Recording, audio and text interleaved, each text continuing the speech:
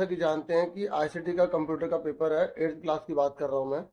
देखिए, ये जो पेपर होता है ना, स्कूल लेवल पर बनता है। आपके टीचर्स खुद डिज़ाइन करेंगे कि पेपर में क्या क्वेश्चन देने हैं, कैसे क्वेश्चन देने हैं, कौन कौन से क्वेश्चन देने हैं।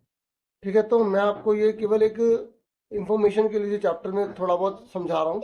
अगर आप ये देखना चाहें तो आपके लिए यूज़फुल है, तो आप देख सकते हैं। नॉलेज तो आपको मिलेगी ही मिलेगी, लेकिन ये स्कूल के ऊपर ही डिपेंड है, तो आप स्कूल के टीचर से जैसे पता करें तो ज़्यादा बेटर रहता है। ठीक है, देखिए अब मैं आपको कुछ चीज़ें समझा रहा हूँ। पहला है स्प्रेडशीट क्या होती है। तो स्प्रेडशीट जो होती है ना, एक एप्लीकेशन सॉफ्टवेयर होता है। ठीक है, और इसका जो यूज़ है ना, वो स्टोरेज करने के लिए और कंप्यूटेशन करने के लिए, ऑर्गेनाइजेशन करने के लिए और एनालाइज करने के लिए डाटा का यूज़ होता है। ठीक है, तो इसे पढ़ के बता दो। A spreadsheet is the application software that is use for storage, computation, organization and analyzing the data. ठीक है, तो आगे सुन लेते हैं कि स्प्रेडशीट जो होती है ना, वो डाटा को जो स्टोर करती है ना, वो टैबलो फॉर्म में करती है, टेबल के फॉर्म में। ठीक है ना, सम फेमस स्प्रेडशीट जो होती हैं वो कौन कौन सी है देख लो आप। Microsoft Excel, open office suite, Google sheets और लिवर ऑफिस कैल्क। तो अब हम आगे बढ़ते हैं। तो देखिए, ये बार चार्ट क्या होता है। बार चार्ट, बार चार्ट होता है ग्राफिकल रिप्रेजेंटेशन होता है, जिसका प्रयोग डिस्प्ले करने के लिए किया जाता है डाटा सेट को। और इसमें हॉरिजॉन्टल वर्टिकल जो है ना, रेक्टेंगल्स बनाए जाते हैं। रेक्टेंगुलर बार्स होते हैं, जहाँ पे हाइट जो होती है ना बार की, वो वैल्यू के हिसाब से प्रोपोर्शनल होती है। मतलब जैसे कोई बड़ा होता है, कोई छोटा होता है, तो ये हाइट जो होती है ना इसकी, वो प्रोपोर्शनल होती है जैसे हमें डाटा दे रखा है उसके हिसाब से। और ब्रेथ तो इसकी सेम रहेगी। ठीक है, उसके बाद ये देखो एग्जाम्पल के तौर पे बना रखा है। फिर पाई चार्ट क्या होता है। तो अगर आपसे पूछेगा पाई चार्ट क्या, तो आप बताओगे पाई चार्ट जो है ना, पाई चार्ट के बारे में पूछेगा तो बता देना। पाई चार्ट एक ग्राफिकल रिप्रेजेंटेशन होता है डाटा सेट का। ये सर्कुलर फॉर्म में होता है, मेन याद रखो सर्कुलर फॉर्म में होता है। ठीक है, और इतना याद है तो उसके बाद ये ऐसे आपने एग्जाम्पल लेना है और ये सर्कल बना देना। 360 डिग्री पे बनाया जाता है। ठीक है, उसके बाद ये कह रहा है कि स्टेप कौन से होते हैं जब हम इंसर्ट करना चाहते हैं ना किसी चार्ट को या किसी ग्राफ को ओपन ऑफिस में, कैल्क में, तो कैसे करेंगे। देखो, सबसे पहले insert data into Tableau form. Tableau form में पहले डाटा को इंसर्ट कर देंगे, उसमें प्रोवाइड कर देंगे। फिर डाटा को सिलेक्ट कर लेंगे, ठीक है, चार्ट के साथ जो हमें चार्ट बनाना है। फिर हम इंसर्ट मेन्यू में जाएंगे, सिलेक्ट कर देंगे चार्ट ऑप्शन को। उसके बाद फ्रॉम द वेरियस जो भी ऑप्शन होंगे, जैसे लाइन चार्ट बनाना है, बार चार्ट बनाना है, पाई चार्ट बनाना है, तो आप उसके हिसाब से जो भी आपको जरूरत हो वो चूज कर लेंगे, तो अपने आप वो फॉर्म बन जाएगी। ठीक है ना। आप फिल्टरिंग किसे कहते हैं। फिल्टरिंग का मतलब होता है कि क्या करता है, ये यूज किया जाता है to narrow down the data in the spreadsheet and allows user to view only the information they needed. मतलब ये नैरो डाउन कर देता है, मतलब बहुत सारा डाटा ना, उसमें से वो डाटा निकाल देता है जो हमें चाहिए। ठीक है, इसे फिल्टरिंग कहते हैं। फिल्टरिंग में अपने ऑप्शन करा कि मुझे चार्ट चाहिए, तो चार्ट की सारी इन्फॉर्मेशन दिखाएगा, तो उसे फिल्टरिंग कहते हैं। आप फिल्टरिंग डाटा का स्टेप कैसे, ये भी आप अपने बना बना के बोल सकते हो। जैसे अगर आपने एक बार करके देखा ना, आप पहले select the cells for which you want to apply filter, तो जिसमें आपको फिल्टर अप्लाई करना सेल को सेलेक्ट कर लो। ठीक है, और फिर click the data tab, data tab को क्लिक करो मेन्यू बार में। फिर फिल्टर टैब पर आप क्लिक करो। उसके बाद सिलेक्ट कर दो column header arrow for the column you want to alter. जिसको फिल्टर आपने करना है ना, उसको आप सिलेक्ट कर लो।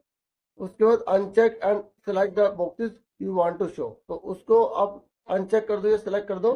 जो भी आप करना चाहते हैं, शो करना चाहते हैं, तो इस तरीके से बटन को क्लिक करोगे वो शो हो। ठीक है, तो थोड़ा थोड़ा सा जैसे मेन मेन है ना, वो आपको मैं बता देता हूँ। देखिए सॉर्टिंग सुनिए, सॉर्टिंग क्या होती है। जब हम डाटा में दिया होता है ना, उसको हम ऑर्डर में लगा देते हैं, तो उसे सॉर्टिंग करना क्या है, लाइन से लगाने को। सॉर्टिंग जो है ना, वो असेंडिंग ऑर्डर में भी की जा सकती है और डिसेंडिंग ऑर्डर में की जा सकती है। असेंडिंग मतलब छोटे से बड़ा, डिसेंडिंग बड़े से छोटे में की जा सकती है। ठीक है ना। सॉर्टिंग का स्टेप कैसे है। सबसे पहले डाटा को इंसर्ट कर दो टेबल फॉर्म में, डाटा सेलेक्ट कर लो। फिर आपको मेन्यू बार में जाना है, ठीक है, उसके बाद टैब में मेन्यू बार में जाना है। फिर आपको शॉर्ट ऑप्शन पर क्लिक करना है। उसके बाद चूज कर लेना कॉलम को, ठीक है, जिससे आप मतलब सॉर्टिंग करना चाहते हैं। इस तरीके से सिलेक्ट करने के बाद वो आपको शो हो जाएगा और आप आराम से उसको देख सकते हैं। अपने आप बना बना के करने वाला ना ज़्यादा काम रहता है। अब जैसे यहाँ कुछ क्वेश्चन देख लेते हैं। देखिए, अब कुछ एक्स्ट्रा क्वेश्चन वगैरह पढ़ते हैं। ये कह रहा है कि किसी वेरिएबल की वैल्यू में समय के साथ हो रहे परिवर्तन को प्रदर्शित करने के लिए आप किस प्रकार का चार्ट चुनेंगे। तो लाइन चार्ट चुनेंगे, ऐसे क्वेश्चन दे सकता है। जैसे स्प्रेडशीट में डाटा को सॉर्ट करने का मुख्य उद्देश्य क्या होता है? तो हम ये क्या करते हैं, उसको व्यवस्थित करते हैं, क्या करते हैं, उसे ऑर्गेनाइज करते हैं, इसलिए तो करते हैं। ठीक है, उसके बाद आगे देखते हैं आगे क्या है। ये कह रहा है फिल्टर डाटा मैनेजमेंट में किस प्रकार मदद करता है। फिल्टर डाटा क्या करता है, आप सिंपल बता दो। फिल्टर डाटा क्या करता है, जो हमें यूजफुल इंफॉर्मेशन चाहिए होती है वो हमें प्रोवाइड कर देता है, जो हमें चाहिए नहीं होती उसे रिमूव कर देता है ना, अपना बना मतलब अगर आपको कंसेप्ट पता है तो आप एमसीक्यू आराम से कर लोगे। जैसे सही गलत के एक दो एग्जाम्पल देख लेते हैं। ये कह रहा है आप स्प्रेडशीट में डाटा को सॉर्ट कर सकते हैं। बताओ ट्रू या फॉल्स? ट्रू है भाई। स्प्रेडशीट में चार्ट जो है ना, हम मतलब स्प्रेडशीट की मदद से हम चार्ट बना सकते हैं। ये थोड़ा सा प्रिंटिंग है तो मैं आपको सही बताऊंगा, ठीक है? तो आप बोलोगे यस ट्रू है। ठीक है, एक स्प्रेडशीट का उपयोग केवल संख्यात्मक डाटा को स्टोर करने के लिए किया जा सकता है। बताओ क्या स्प्रेडशीट में हम केवल नंबर को शो करते हैं? नहीं, इसमें नेम वगैरह भी तो आते हैं, तो ये रॉन्ग है।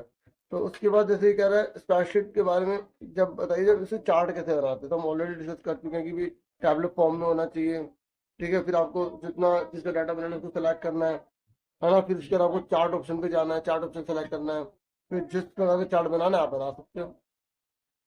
देखिए मैं आपको ना केवल ये कॉपी में जो किया हुआ है वो दिखा रहा हूँ, आप इसे साथ स्टडी कर लीजिएगा। ठीक है, थोड़ा सा टाइम की वजह से ऐसा कर पा रहा हूँ, अगर टाइम मिला तो, क्योंकि और बच्चों के भी एग्जाम है कंप्यूटर का, आप थोड़ा सा आप देख लेना।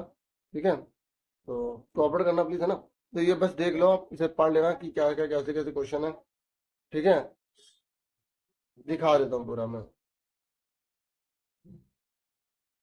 इसमें डिजिटल वेलबींग के बारे में है। ठीक है, ये बहुत इंपॉर्टेंट इंपॉर्टेंट टॉपिक है। ठीक है, आप इसे एक बार देख लेना। ठीक है,